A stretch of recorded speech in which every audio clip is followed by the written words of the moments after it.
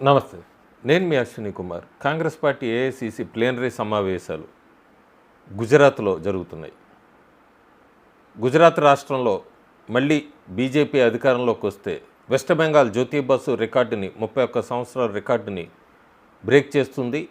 దానికి అడ్డుకట్ట వేయాలి గుజరాత్‌లో బీజేపీకని రాహుల్ గాంధీ ఆలోచించి మరి అహ్మదాబాద్‌లో ఈ ఏఐసీసీ ప్లీనరీ సమావేశాలు అక్కడ పెట్టారు.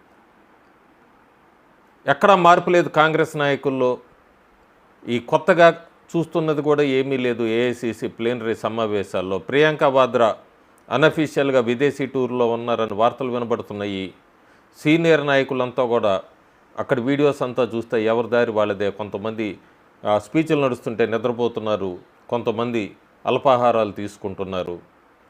ఒక నాయకుడైతే అత్యుత్సాహంతో రాహుల్ గాంధీ హిందూ అని, సోనియా గాంధీ హిందూ అని, హిందుస్థాన్ వీళ్ళిద్దరిదే అని ఆయన అత్యుత్సాహం ప్రదర్శించాడు ఆయన స్పీచ్లో.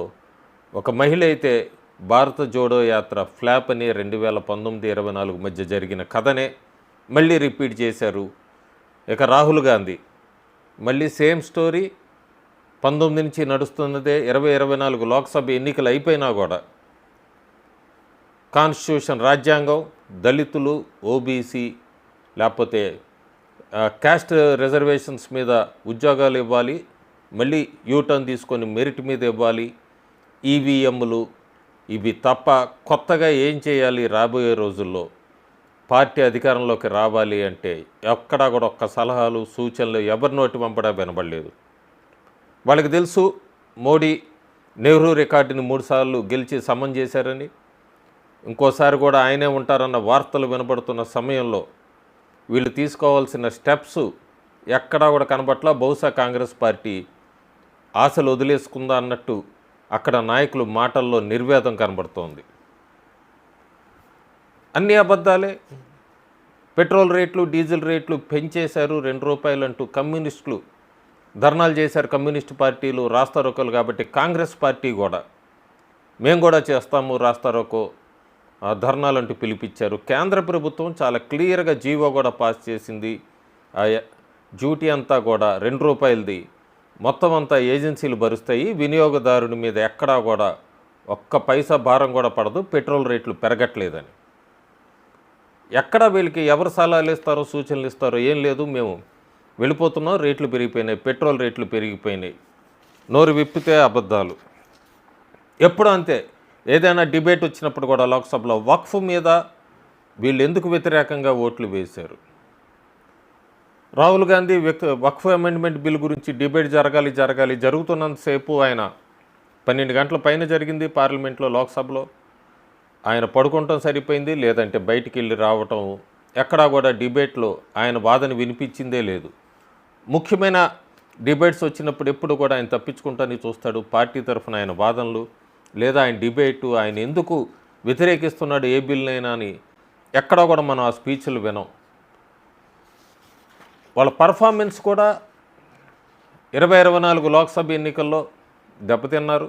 ఆ తర్వాత 5 రాష్ట్రాల ఎన్నికలు చూసుకున్నా కూడా ఢిల్లీలో బీజేపీ సీట్ షేర్ 48 స్థానాలు ఉంటే కాంగ్రెస్ 0. మహారాష్ట్రలో బీజేపీకి 132 ఉంటే 16 కాంగ్రెస్. జార్ఖండ్లో బీజేపీకి 21 వస్తే కాంగ్రెస్కి 16. జమ్మూ కాశ్మీర్లో బీజేపీ అలయన్స్ మాట్లాడట్లేదు. బీజేపీ సీట్ షేర్ 29, కాంగ్రెస్కి 6. హర్యానాలో బీజేపీకి 48, కాంగ్రెస్కి 37. మొత్తం కలిపినా కూడా వీళ్ళు సెంచరీ కూడా లేదు. 2024 లోక్సభ ఎన్నికల తర్వాత జరిగిన రాష్ట్రాల ఫలితాలు, అసెంబ్లీ ఎన్నికల ఫలితాలు చూసుకుంటే ఇంకా అబద్ధపు ప్రచారాలు చేయాలని, ఇంకా జనాల్ని మభ్యపెట్టాలని, ఇంకా ఈ క్యాస్ట్ సెన్సస్ రిజర్వేషన్స్ మీదో లేకపోతే ఈవీఎం లేదో మహారాష్ట్ర ఎన్నికల్లో ఇదిగో 30 లక్షల మందిని కొత్తగా ఓటర్స్ని జాయిన్ చేశారంటూ కూడా అది ఎక్కడా ఈసీ దాని గురించి మాట్లాడట్లేదు అని చెప్తారు. క్లియర్గా మనకి ఈసీ వెబ్సైట్లో కనబడుతూనే ఉంది న్యూలీ యాడెడ్ ఓటర్స్ లిస్ట్ అంతా కూడా. కాంగ్రెస్ పార్టీ నాకున్న వరకు అంచనా వరకు క్లియర్గా పోరాట పటిమ తగ్గిపోయింది.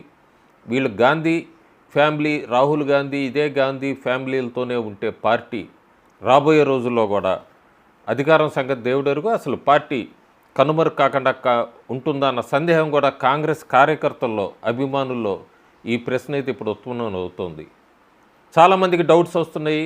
ఎందుకు రాహుల్ గాంధీ, ప్రియాంక గాంధీ విదేశాలకు వెళ్తారు, లేకపోతే లోక్సభలో ఇంపార్టెంట్ డిబేట్స్ వచ్చినప్పుడు ఎందుకు బయటికి వెళ్ళిపోతారు, స్ట్రీట్ ఫైట్స్ ఎక్కడ, ఇష్యూస్ మీద మాట్లాడడానికి ఎక్కడ ఎన్డీఏ అవకాశం ఇవ్వట్లేదు, ఏ ఇష్యూస్ని వాళ్ళు తీసుకొచ్చిన ఇష్యూస్ ప్రాబ్లమ్స్ని సాల్వ్ చేసుకుంటూ ముందుకెళ్తున్నారు. 26/11 ముంబై అటాక్ కీ తహఫూర్ రాణా ఇతను కూడా ఇంట్రాగేషన్లో ఏం చెప్తాడన్న భయం కొంతమంది కాంగ్రెస్ నాయకుల్లో ఉంది. ముఖ్యంగా దిగ్విజయ్ సింగ్. దాని మీద ఒక మళ్ళీ వీడియో చేస్తాను. అబద్ధ ప్రచారాలతో ఇంకా ముందుకెళ్దామని ప్రయత్నిస్తే కాంగ్రెస్ పార్టీకి గుజరాత్ కాదు ఎక్కడ పెట్టినా కూడా ఓటర్లు వాళ్ళని స్వీకరిస్తారా అనేదైతే డౌటే. బీజేపీ, కాంగ్రెస్ వర్సెస్ బీజేపీ, ఇందాక నేను 5 రాష్ట్రాలు చెప్పాను. అదే వెస్ట్ ఇండియాకు వచ్చినప్పుడు గోవా తీసుకుంటే గోవాలో 40 స్థానాలు ఉన్నాయి, బీజేపీ 28 గెలిచింది, కాంగ్రెస్ 3. మహారాష్ట్రలో చెప్పాను ఇందాక 288, బీజేపీ 132, కాంగ్రెస్ 16. గుజరాత్లో 182 ఉంటే 121 బీజేపీ, 12 కాంగ్రెస్. సో ఎక్కడ అవకాశం ఇవ్వట్లేదు కాంగ్రెస్ పార్టీకి బీజేపీ. 2 కారణాలు ఉన్నాయి. బీజేపీ ఏమైనా అభివృద్ధి, డెవలప్మెంట్ చూసి వేస్తున్నారో, రెండోది కాంగ్రెస్ నాయకులు మాటలు ప్రజలు పట్టించుకోవట్లేదు, వినట్లేదు. దానికి ఎవరు వీళ్ళకి సూచనలు ఇస్తున్నారు, ఎవరు వీళ్ళకి ఈ రాహుల్ గాంధీకి వీళ్ళందరికీ ఏం గైడ్లైన్స్ ఇస్తున్నారో వాళ్ళందరూ ఒకసారి పునఃసమీక్షించుకోవాలి. అంతేకాదు దళితుల మీద ప్రేమ అన్నారు, కానీ ఏఐసీసీ ప్లీనరీలో క్లియర్ కనబడుతుంది మనకి.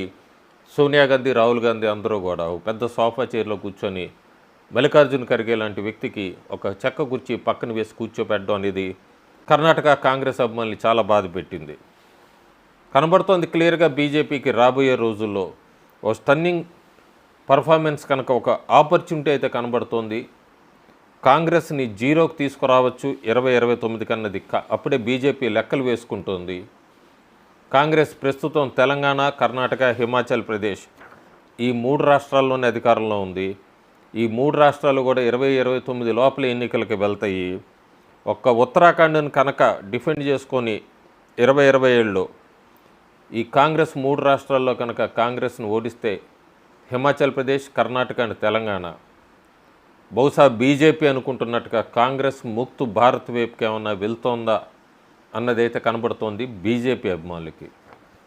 కాంగ్రెస్ మాత్రం ఇంకా తన లెక్కలు వేసుకుంటోంది. ముందు ఈ అధికారంలో ఉన్న ఈ 3 రాష్ట్రాలని అసలు అధికారం నిలబెట్టుకుంటుందా అనేది అయితే ఆలోచించుకోవాలి. గుజరాత్లో బీజేపీకి అడ్డుకట్టు వేద్దాం అనుకుంటే మాత్రం అది అహ్మదాబాద్లో పెట్టాలి. 31 సంవత్సరాలు బీజేపీ జ్యోతి బస్సు రికార్డుని బ్రేక్ చేయకుండా బీజేపీని గుజరాత్లో ఆపాలనుకుంటే మాత్రం పగటికాలే. కాంగ్రెస్ రాహుల్ గాంధీకి ఆయన స్టాండ్ మార్చుకొని ఇంకా ఈ దళితులు, ఈవీఎంలు, రాజ్యాంగం అంటూ బుక్కు తీసి ఈ కథలు వినటానికి ప్రజలు సిద్ధంగా లేరు. ఏదైనా కొత్తది సబ్జెక్ట్ ఆయనకి దొరికితే, ప్రస్తుతానికి బీజేపీ ఎక్కడ అవకాశం ఇవ్వట్లేదు, ఒకళ్ళు దొరికితే కొత్త ఆలోచనతో ముందుకొస్తే కనీసం కాంగ్రెస్ అనే పేరన్న ఇంకా ప్రజలు గుర్తుపెట్టుకుంటారు.